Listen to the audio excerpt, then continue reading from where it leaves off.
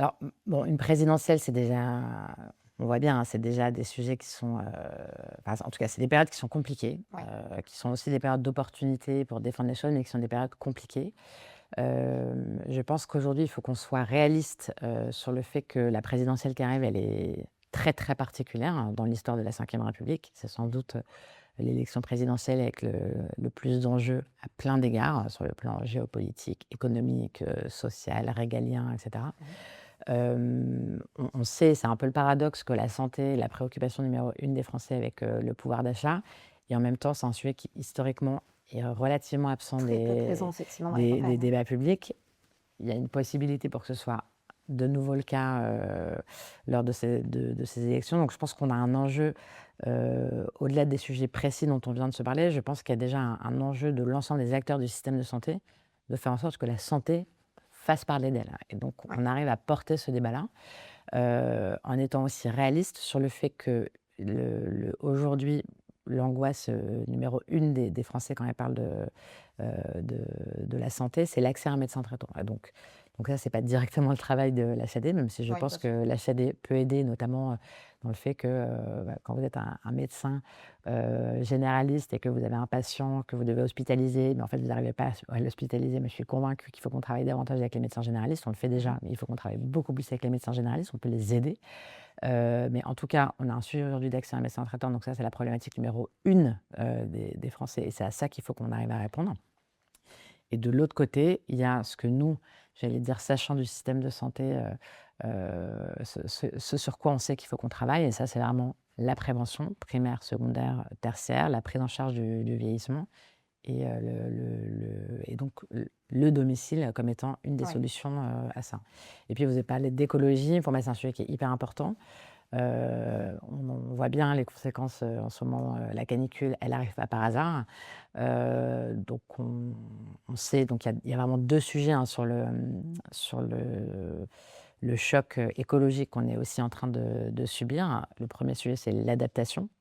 Il faut qu'on s'adapte. On est en train sans doute de vivre l'un des étés les plus frais du reste de notre vie, et donc ça veut dire qu'il faut qu'on ait un système qui soit beaucoup plus résilient, et qui s'adapte à ces nouvelles, réalités. On va être secoué des crises sanitaires, on va en connaître, que ce soit la canicule et cetera, on va en connaître énormément, donc il faut qu'on se On se voilà, qu'on prépare, on s'arme, s'arme. qu'on Ouais. s'arme, qu'on se prépare. Et puis la 2e chose, c'est que c'est bien de s'adapter, mais à un moment donné, on ne peut pas s'adapter à plus de 3 degrés, 4 degrés, avec des pics de chaleur qui vont faire +15, +20, plus on ne sait pas. Et donc il faut que le système de santé lui-même, arrive à être beaucoup plus sobre. Et donc on sait qu'on voilà, on est responsable de 8 des émissions de gaz à effet de serre. Il faut qu'on passe à zéro. Il faut qu'on Mmh.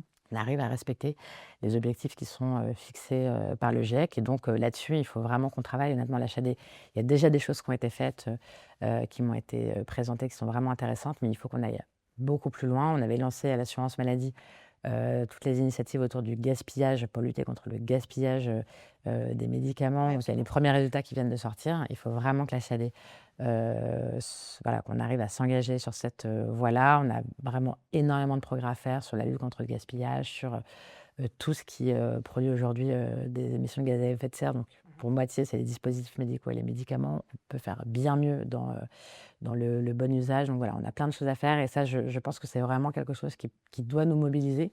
Ouais. Et comme la communauté, de l'HAD, on a vraiment une communauté voilà, de soignants, de chefs d'établissement, de professionnels, qui sont, très militants, très Qui se impliqués. mobilisent, ouais, ouais. J'ai aucun doute sur le fait qu'on arrivera à se mobiliser et à être exemplaire sur cette question.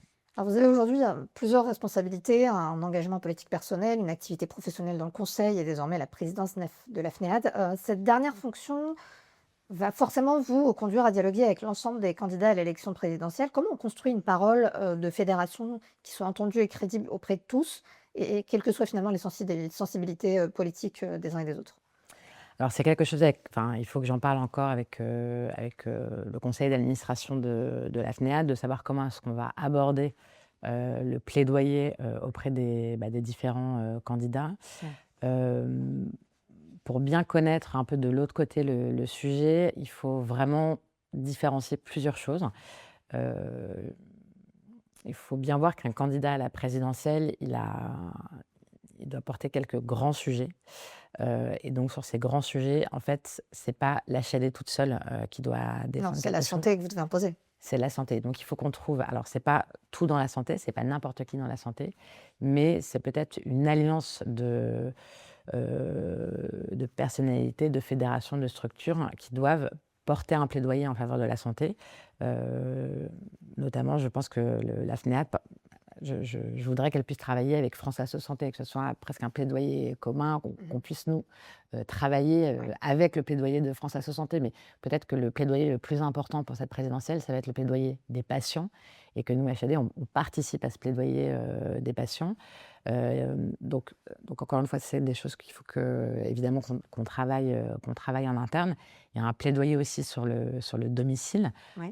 Donc il faut qu'on travaille avec les acteurs du domicile. Je l'ai dit, on a un sujet sur la prévention, etc. Donc il faut qu'on arrive à trouver des alliances qui fassent en sorte qu'on arrive à porter un message qui soit un message un peu macro de Mmh. voilà la prise en charge demain. L'intervention collective à Une chaque fois sur intervention chaque collective, en sujet, tout cas, pour pardon. avoir une voix qui soit Ouais. la plus forte possible sur le fait que notre système de santé, tel qu'il existe aujourd'hui, il est à bout de souffle, Mmh. qu'il faut qu'on fasse vraiment une révolution en matière de la prévention, une révolution en matière de prise en charge des patients ayant des pathologies chroniques. Et donc, tout ça, il faut qu'on ait des alliés et qu'on soit nous-mêmes les alliés d'un Ouais. certain nombre d'acteurs, en premier lieu les patients.